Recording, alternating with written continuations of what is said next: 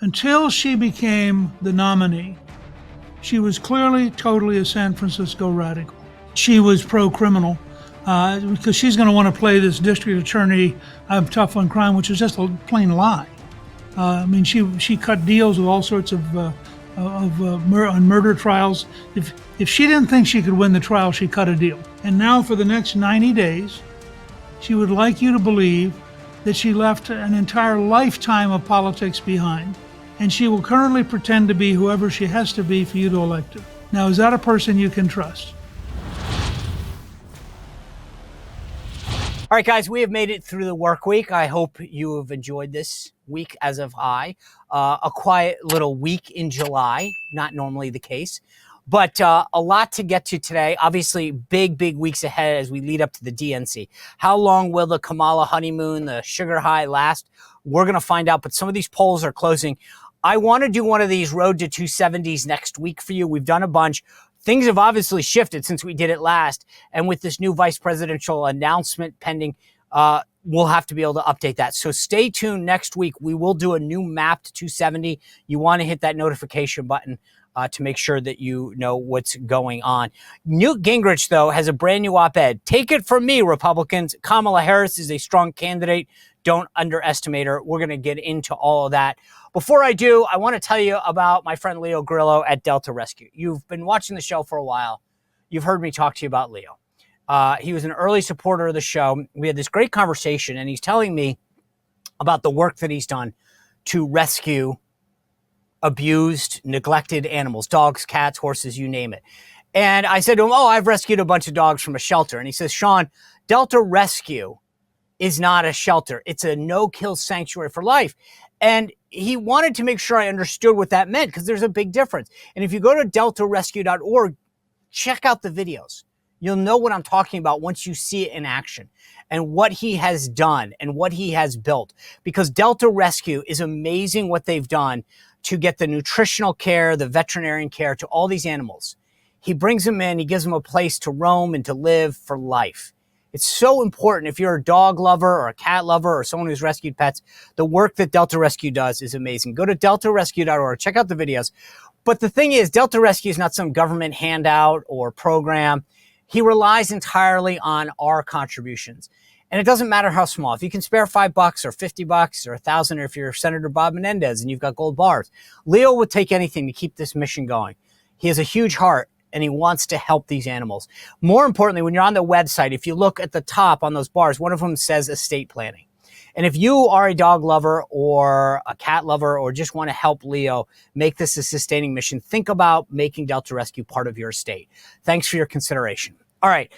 Newt Gingrich is coming up. I want to talk to him about how we are messaging against Kamala Harris. I think that's the big thing for me. What are we doing? Are we taking her seriously enough? I got to be honest with you. I don't think so right now. I think we've got to learn to adjust. And one of the things that I've heard Speaker Gingrich say over and over again that I 100% agree on is we've got to let her do the talking. She wants to talk about J.D. Vance being weird. Have you seen the stuff that comes out of her mouth?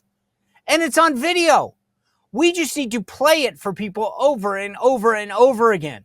Let them see Kamala Harris, not talk about it. We don't need to tell people who she is. She's done it for us. So let's play the video. You want to know what she thinks? Here it is. Just do that. We don't need to make it personal. I know some people want to call her a DEI hire. Some people want to, guys, we don't need to. We have policy and a record on our side. And frankly, she is radical and dangerous. And if she brings those San Francisco values to the White House 4 more years, you think Biden was bad? Holy smokes. They'll get rid of the Border Patrol. She literally wanted to abolish them. We won't talk about whether or not they want to fund them or whatever. They'll abolish it. We won't have a border anymore. So I want to bring in Speaker Newt Gingrich and have this conversation. Before I do, I want to tell you again about my friends at Four Patriots. They allow people to be ready in times of emergency. We've seen the emergencies politically, the unexpected hits that have come in the last few weeks. Think about it in terms of your own life. You want some certainty. You want to be ready. When it came to politics, the Trump campaign said, we were ready. We thought Joe Biden was drop out. We were ready for Kamala Harris. Are you ready, though, in your house if the power goes out for days, hours, weeks, even months? If you have a Patriot power generator, you will be. Because here's the thing. It runs on solar panels that come free with it. Go to 4patriots.com/Spicer to check out what I'm saying. That means you don't have to fill it up with gas every few hours, hope the gas station's open, deal with the fumes and the noise. You can bring it in your house. It's portable, and it runs almost, like things like your refrigerator for hours on end. And you just bring it out, let the sun recharge it. Easy peasy, man. This is the smartest investment you will make for your family, your friends, and for you. Go to 4patriots.com/Spicer and make sure that you are ready when the unexpected happens. 4patriots.com/Spicer. All right, without further ado, let me bring in the 50th Speaker of the House, the Honorable Newt Gingrich. Mr. Speaker, always good to see you. Thanks for joining us. Delighted to be with you, Sean. When I see the viewer reaction from certain guests, we can't get enough of you. Everyone keeps saying, when can you get Speaker Gingrich back? So you got to give the people what they want. You had a great op-ed out this week, and I feel like sometimes you sound the alarm and the rest of people need to hear this. So let me the headline grabbed it for me, which is generally speaking how most people get their news anyway. It says, take it from me, Republicans. Kamala Harris is a strong candidate. Don't underestimate her. Why? Well, because I think first of all, she liberates the entire left and the entire Democratic machine, which had become very depressed because of the decay of Joe Biden. So there was it's like watching sort of a spring. There's an enormous buildup of desire that suddenly poured to her advantage. You see it in the fundraising. Second, she triggers among an entire segment of Black women, sororities across the country, which are virtually outside of Republican awareness. And the very first week, she had a telephone call with 40,000 sorority members nationwide. So she's triggering groups that Biden couldn't trigger. And she's going to have virtually unanimous propaganda media backing that will be loving and iconic and build her into a heroine and to attempt to smother Trump at a level that I'm not sure the Trump team has yet fully appreciated. And I agree with you on that. And I'm glad you said it because people think what you say matters a lot more than what I say most of the time. I feel like we on our side, not all of us, I saw Ben Carson comment on this, you commented on this. I don't think our side fully appreciates, it's not that she's a great candidate, it's that everybody on the Dem side, the media, these sororities, whatever, are finally like, great, we got rid of Biden. We were concerned about his mental acuity, his fitness for office. And she's just the vehicle now. And people on our side don't appreciate that they just wanted something new. They got something new, and now they can be energized and focused. Well, and look, she beat the incumbent district attorney in San Francisco. She won the attorney general's office statewide in California, the largest state in the country. She won the U.S. Senate seat in California. She was a terrible presidential candidate and an adequate vice presidential candidate. And I think we cue off of things like her laugh. I have friends who literally can't listen to her because they're so unnerved by just her voice. But I think that's not the view of the majority of Americans. And I think that they're going to have a first-rate political team, better than the Biden team, in my judgment. And if they can turn this into a referendum on Trump, they can win. If they can turn it into a personality fight, they can win. If, on the other hand, it's a choice between a San Francisco radical and people who can't see America going down that road, she'll lose very badly. She could become a Governor Dukakis, or she could become Barack Obama. And I don't think you can say right now which of those two futures exists. And is that choice hers or Trump's? Meaning, does she define herself more by how she presents to the American people, or how Trump maybe attacks her and presents her has more to do with that? It's almost entirely Trump's, and that's a challenge because his instinct will be to be personal, and he will run a real risk of losing if this is a personal race. So If can it's a policy race, he will beat her by a huge margin. But that's what I don't understand. There's days in which Trump's a smart guy. I mean, like, say what you can be the biggest Trump hater. The guy is a brilliant marketer, right? And what I find sometimes so interesting is that when you're marketing a product and someone walks in to you and says, hey, the more that we say this is great tasting and less calories, it outperforms the market every time. Trump is told by everybody from you to Sean Hannity to myself that, hey, your policies, your record was hands down better than their record. You closed the border. There was more prosperity. There was less chaos overseas. We were energy independent. The list goes on and on and on. And then he'll default sometimes to say, you know, they said I shouldn't be nice, but I'm not going to. I mean, why? Why do you think he does that? Well, I mean, first of all, you lived it in the White House. And I remember one time I was there having lunch with him, and you came in, and he told you exactly what you were supposed to do when you went out and saw the press, which may or may not have been the right thing to do, but he was the boss. Right.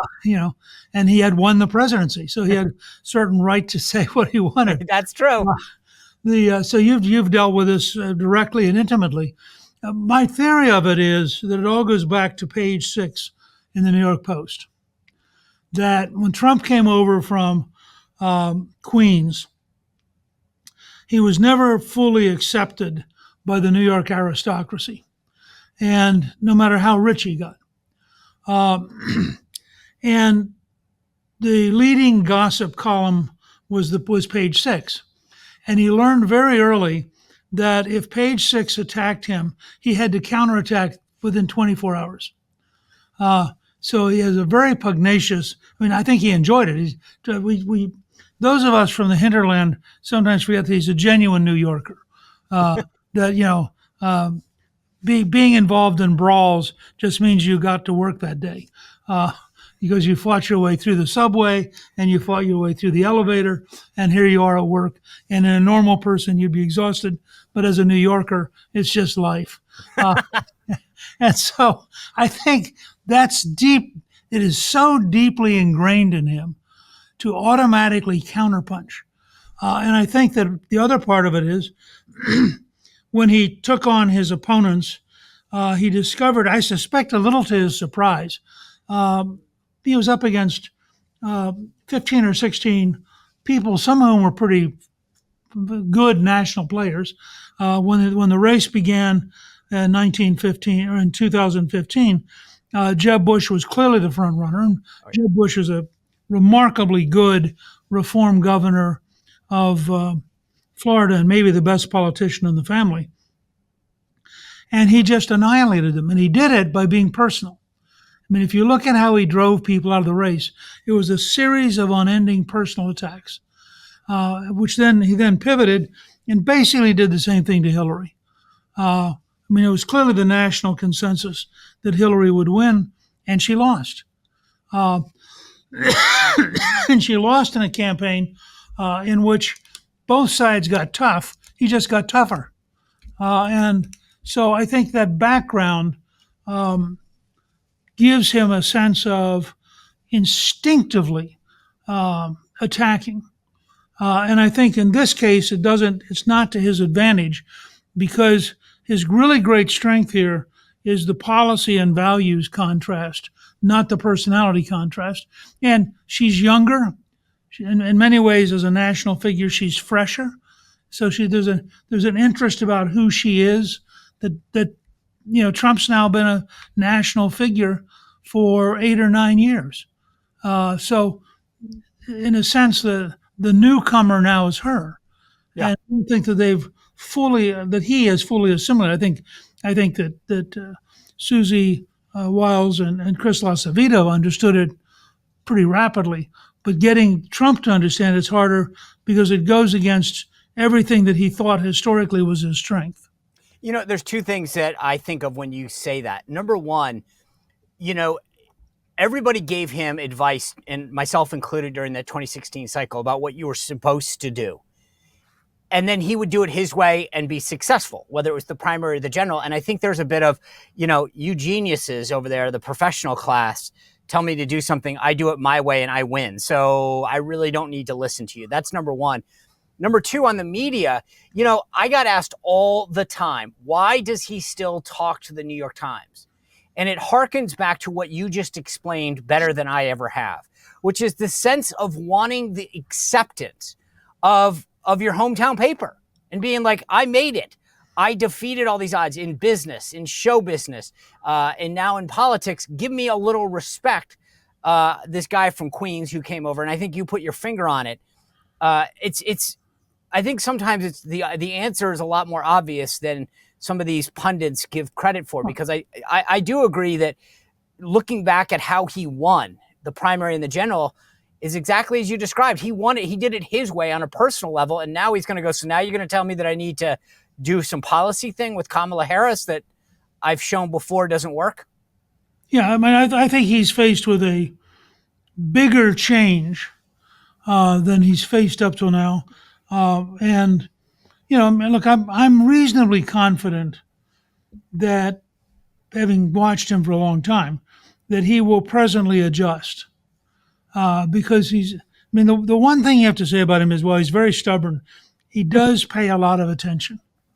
He didn't keep The Apprentice on the air for, what was it, 13 years, as a hit show. And he didn't run the Miss Universe contest, and he didn't become successful building and marketing systems. Running, I think, 18 or 19 golf courses without paying a lot of attention to the customer. And I think he'll presently realize that he's currently on a track that's not going to work. Now, I mean, well, the problem is there's two customers. The customer that, is buying his product, if you will, at the rallies loves when he says this. The customer that's going to determine the election, the 40, 50, 60,000 people in those 5 states, maybe doesn't buy that same thing. Well, that's one way to think of it. I think the other way to think of it is he will instinctively understand that his profit margin is the people you just described. And I think it's a lot bigger number than that. And that presently he will have polls that indicate pretty clearly, if this is a personality contest, he has a real risk of losing, because she's the new, younger personality, and she's going to have all of the propaganda media 100% for her. And that's going to require them to think through a system that's different. For most of the campaign for the nomination, he was remarkably disciplined. And I think he's going to have to go back to that. I also think there's a decompression. It's almost like coming up from diving too deep and coming up too fast. They were on Sunday morning on top of the world. He'd survived an assassination attempt. They'd had a relatively successful, you could argue very successful convention. They knew how to beat Biden. Biden was cheerfully not getting out. So at 9 or 10 o'clock Sunday morning, he was in a world where he could relax, knew exactly how to operate for the next 3 months, and it was going to be fine. And I remember when Callisto walked in and said to me, Biden just announced on X that he was withdrawing. My first thought was it was Babylon Bee. I said, you're kidding. And she said, go look at it. They just announced it on Fox. And so I think that there is a degree that he personally is going through right now, of suddenly everything was in my grasp and now nothing is in my grasp and I've got to do it all over again. Yeah, I hope so. I think he's a little disoriented as a result of that. I mean, I think he would be beyond Superman not to be, but I also have a pretty high confidence. If this was early October, I'd be very worried. Yeah. This is the beginning of August, and candidly, I'm not too worried yet. All right, let me ask you this. In your op-ed, this is what you wrote. By 60% to 32%, Americans felt imposing Harris on the ticket was undemocratic. Interestingly, this feeling was widespread. Among Democrats, 55% thought it was undemocratic to have her replace Biden as the presidential candidate. Among independents, that sentiment of unfairness reached 65%. Of course, among Republicans, her nomination was seen as rigged by the largest majority, 79%. Note, however, that in the survey, the majorities of Democrats, independents, and Republicans believed that nominating Harris this way was undemocratic. Okay, that being said, there are some folks on our side that really are wrapped around the axle about this process. They think he was pushed out. He was. My view is, with 90 whatever days to go, yelling at the refs about the process isn't going to change the outcome of the game. Either we understand our opponent or we get all upset about the process. I get it. It was rigged. I get it. He was pushed out. But at the end of the day, it doesn't matter. She will be on the ballot. What advice do you have for folks on our side that want to replay this game and say, well, it's not fair that we're running against her and what they did to Biden? Look, my advice, and this is also my advice to the campaign, is to get as much video of Harris as you can and just keep playing Harris. I mean, I would say, don't believe if I tell you she's a San Francisco radical. No reason for you to believe me. I'm a clear Republican advocate. On the other hand, if I show you the video where she describes herself as a radical, that's a little trickier. If I show you the video where she says she basically would take away everybody's private health insurance, that's her saying it, not me saying it. And my advice is to focus on policy, not personality, and to constantly remind people in her words who she is. I mean, I think the campaign every rally should have sort of a Kamala Harris video presentation. Thank you. We are simpatico. In fact, I may have stolen the idea from you, so full disclosure. But I think at these rallies, he should go, let me tell you how radical she is, and then play the clip. Let's just listen to her. Now, she's totally, oh, no, I love fracking. Let's just see what her video says. She had it taped just a little while ago. Let's go.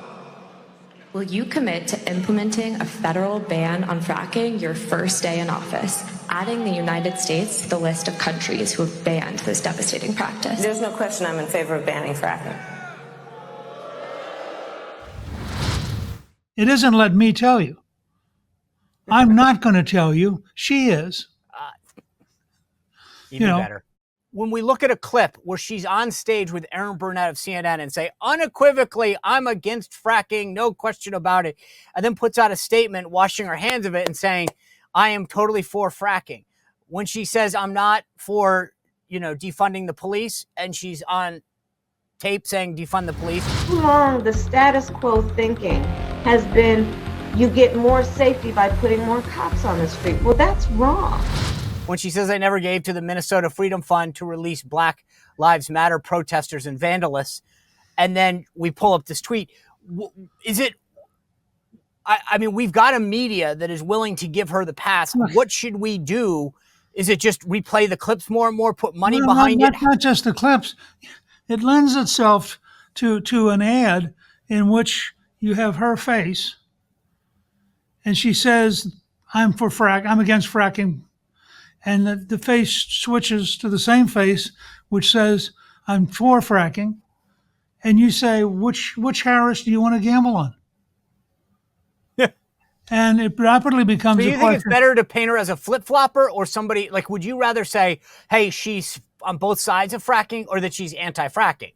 No, what I would say is, until she became the nominee, she was clearly, totally a San Francisco radical. And now for the next 90 days, she would like you to believe that she left an entire lifetime of politics behind. And she will currently pretend to be whoever she has to be for you to elect her. Now, is that a person you can trust? Right. The other thing, frankly, which may become ultimately the killer, is that people are in the end, I think, not going to think she can be commander in chief. I mean, if you look at her goofier comments, and this is a little bit of the Michael Dukakis and the tank situation. I should go back, by the way, as I used the word killer, which in the current era is a terrible word I should not have used, and say I clearly meant that explicitly in the political sense that it might cost her the election. Right. Good. Oh, well, thank you for clarifying. I think no one was confused, but I know how the media would take that out of context. So it's unbelievable. The left is obsessed with pronouns.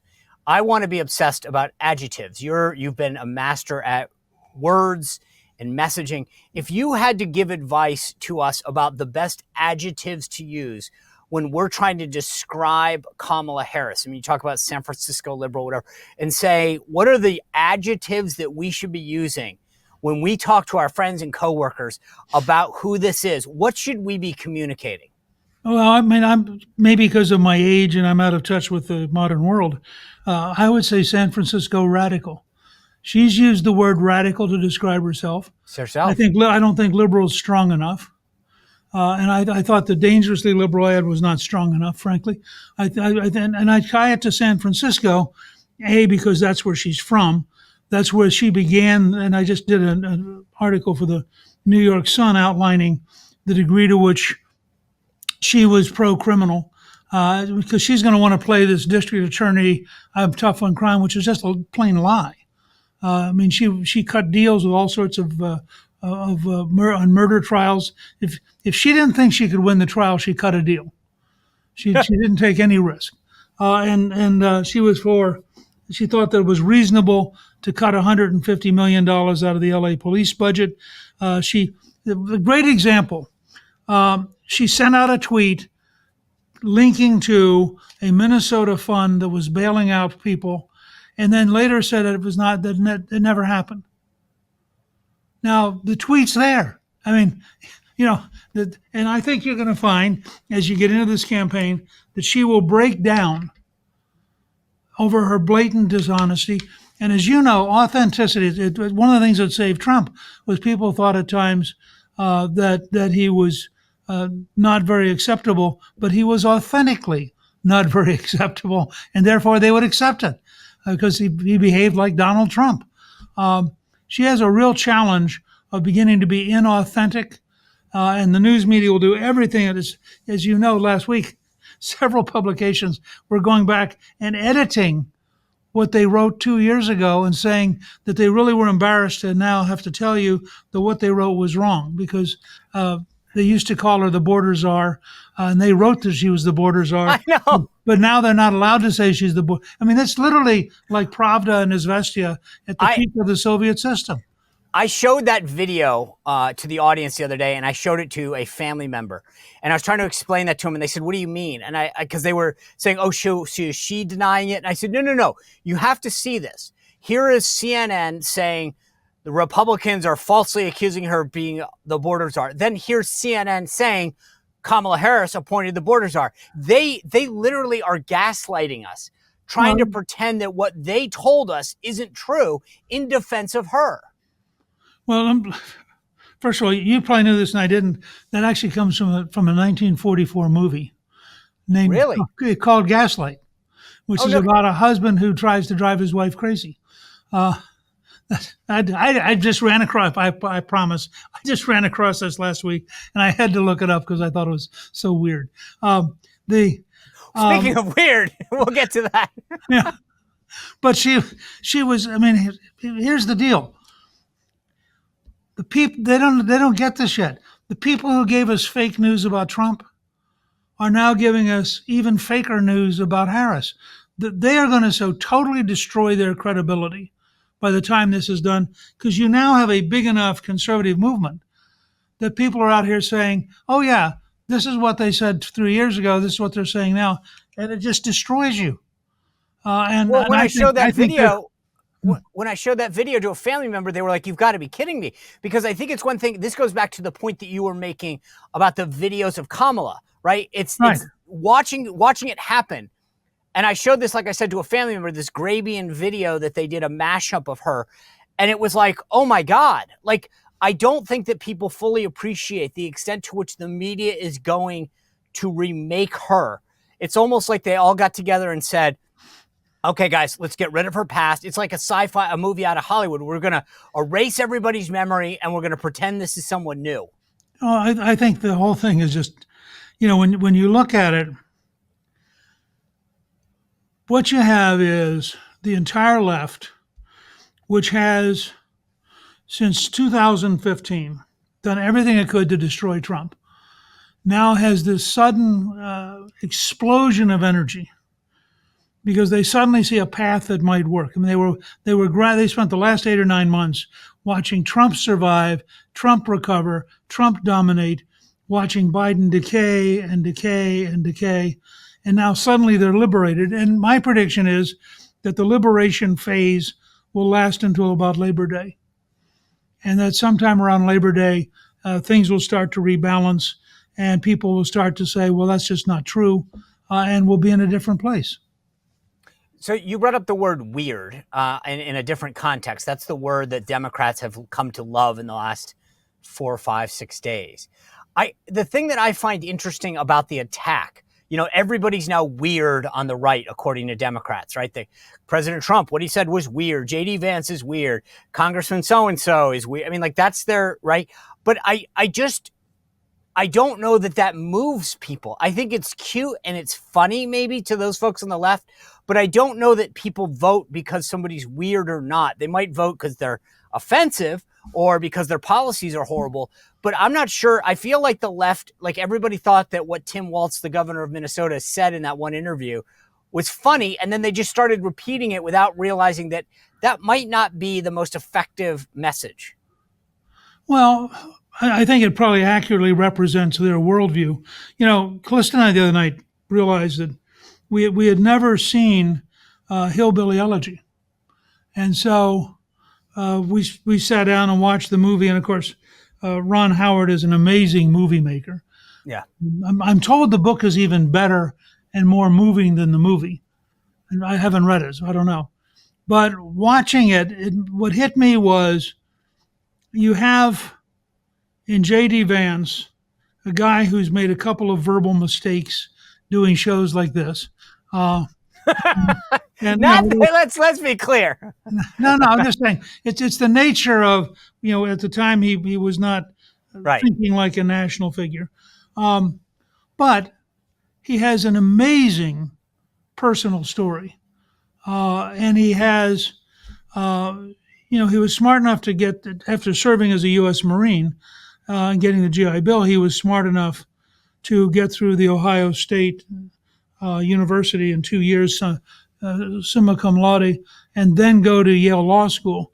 So it strikes one that, and then one of our folks the other day read the essay that he wrote on his conversion to Catholicism, and you have here a guy who is quoting St. Augustine and very sophisticated theological ideas. I think over time he's probably going to wear pretty well once we get past the initial media effort to smear him, and you look at who he really is and how he really thinks. The challenge for the Democrats, and I think they're probably going to pick the governor of Pennsylvania to be the vice presidential nominee, and he's a very smart guy. He's probably in JD's category. But their problem is their nominee is not nearly as intellectual as J.D. Vance, and the left wants to attack Vance as being this odd person, while their nominee, by any reasonable standard, we were collecting. We decided that the market's already filled, but we actually were collecting at Gingrich 360 all of the Kamala Harris videos we could find, and a bunch of them are breathtaking. I mean, this is a person who at times you watch this stuff and you just wonder, what are you going to do with them? Well, I don't. We're going to make them available, but we sort of decided that we had an idea of putting them out in an organized way, and we decided that the market's going to be filled pretty rapidly by lots of people doing it. But you know, there are things that she said and the way she said them that the brutality of a video is you're there. I mean, That's right. you don't have to do what Elon Musk did the other day and use artificial intelligence to create a fake Kamala Harris. Although it's a very funny video, but I think went viral, which will be the other thing to watch. I'll be very curious the net long-term impact of, say, NBC or CBS, CNN compared to the constant deluge of social media. And I'm not sure anymore that the networks win that fight. You mean that you think that the social media impact of people seeing these videos will overwhelm the attempt by the legacy left-wing media to portray her in a different way? Yeah, and in the same way that the whole effort of Russia, Russia, Russia. I mean, my theory of all this is that the elite media can win 10 days. Okay. And after about the 10th day, the country sort of rebalances itself and people talk to each other and they begin to realize that that's just pure baloney. and I think it's happening faster because there's now a presumption that they're lying. You don't watch these people and assume they're going to tell you the truth anymore. This is not the age of Walter Cronkite. No. It's. I mean, what they have done. I've been in this 30 years. Obviously, my start was when you were implementing the Contract with America, and I've never seen anything like this. But the thing that's funny, we talk about videos, and you brought up Hillbilly LG and the video and the book, and the surge that has occurred. You think about what's happening. I'm having this thought as we talk. You've got all these clips about Kamala Harris saying crazy, weird things, dangerous things, liberal things, radical things. And then you've got a movie about J.D. Vance's life and obviously the companion book.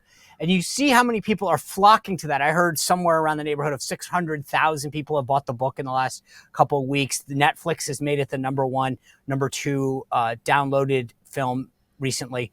And I think that the thing that's interesting is you think about those clips, right? I'm watching Kamala Harris clips about her saying things that are crazy and nuts. And then I'm watching this real life story that Ron Howard adapted because obviously Hollywood had no idea that was coming.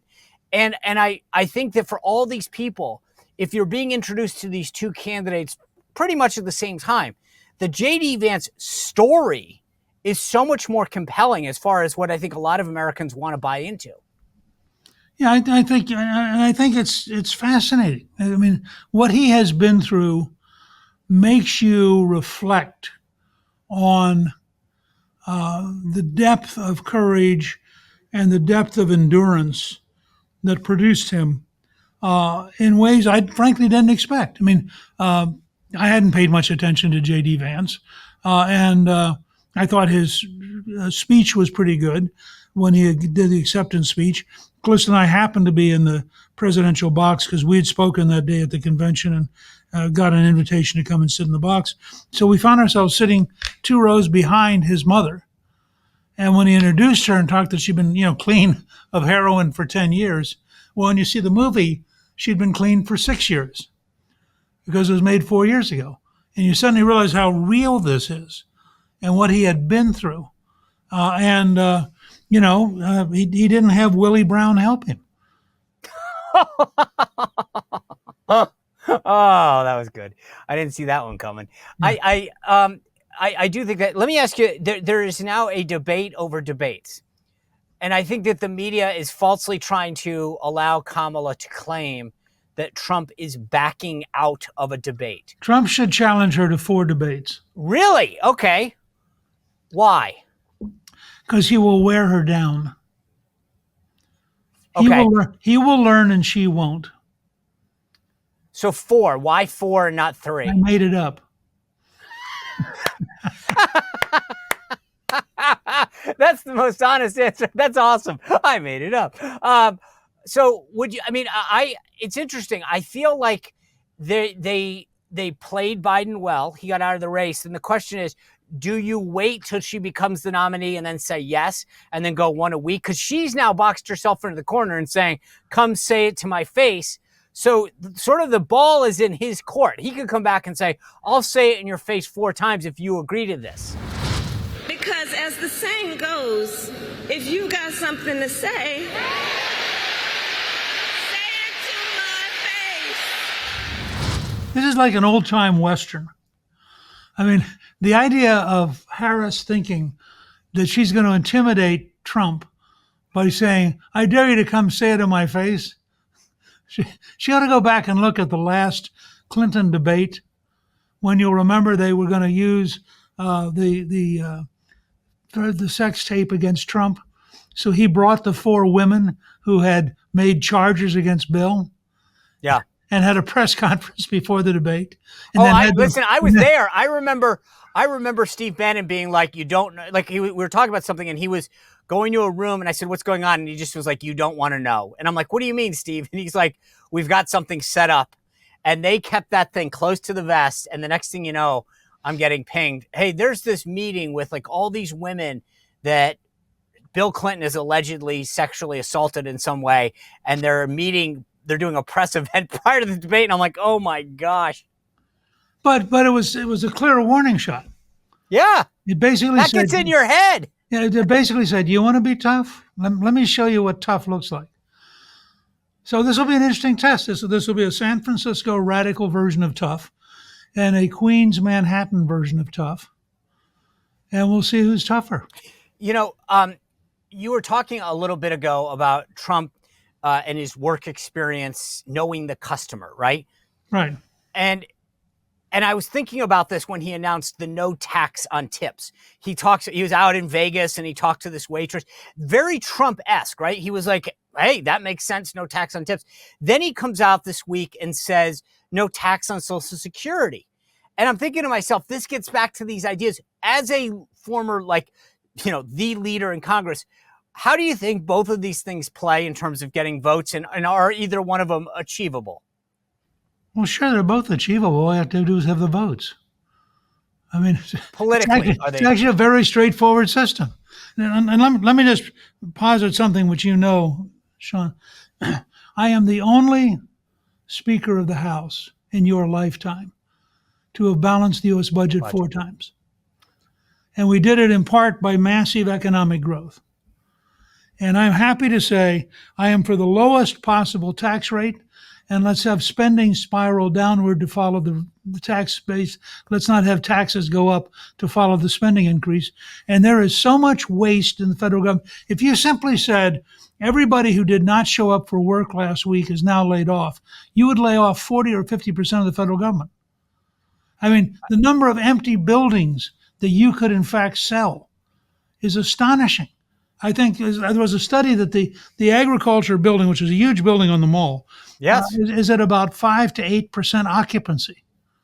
So, the Pentagon doesn't need more money. It needs radical reform. In fact, the Pentagon itself should be reduced to a triangle. And I mean, look, I was the author. I helped found the Military Reform Caucus. I helped pass the Goldwater-Nichols reform bill. We have so much waste in the federal government that you could cut off the taxes on tips, you could cut off the tax on Social Security, and Trump's this is what is sort of mind-boggling. When Trump is on policy, he understands how to be a populist, he understands how to appeal to the customer, he understands how to do it in vivid, clear, simple language. And then when he wanders off, it's almost like. And Jerry Brown when Brown was first governor, when he was very young, Brown would get a big momentum up and then punch himself in the face. He would do something weird to stop his momentum, almost like he was testing himself, And Trump has this pattern. The policy Trump is unbelievably effective, really understands his market, and I'm for him because I think he is desperately needed for the country. Yeah. And then every once in a while, I think he wakes up and says, well, enough of this hard work stuff. I think I'll have fun. And his idea of fun is frankly sometimes self-destructive. Yeah. It's really unfortunate. Well, I think if he does stick to that policy and to that focus for 4 years, we can get this country. And I agree. I was so proud of the work that you did getting this country. And that's the thing. We've done it before. We can do it again. I believe Republicans need to get back on the fiscal discipline train. And you had a roadmap for us to follow. Speaker Gingrich, as I said at the beginning, the audience always gets so much out of your appearances, as do I. I appreciate the generosity of your time and your insight. It's always so great to hear from you, and I want to thank you again for being here. Yeah, delighted to be with you. All right, thank you. All right, guys, I hope you enjoyed this show. Whether it's watching it now or during the weekend, thanks for your support of the show. Please continue to hit that notification button if you're watching on YouTube. If you're not, subscribe on YouTube and Rumble. Hit the notification button because we go live. Plus, we've got the morning meeting every morning at 9 on YouTube. It's a live interactive thing where you can hear myself, Mark Halper, and Tim Hogan talk about what's going to happen that day in politics. Plus, if you want some good viewing over the weekend, go to salemnow.com and check out the Front Row Joe's movie. It is the inside look at the backbone of the Trump network. Plus, my Substack, SeanSpicer.com, comes out twice a week, completely free. You get my thoughts. You get to answer interactive polls. Tell us what you think. Anyway, have a great weekend. Continue to subscribe. YouTube, Rumble, iHeart, Apple Podcasts, Spotify, wherever you get your podcasts. We'll see you back here on Monday. Have a great weekend. Thank you. Well, if you enjoyed this content, make sure to like this video, subscribe, and click the notification bell to get more.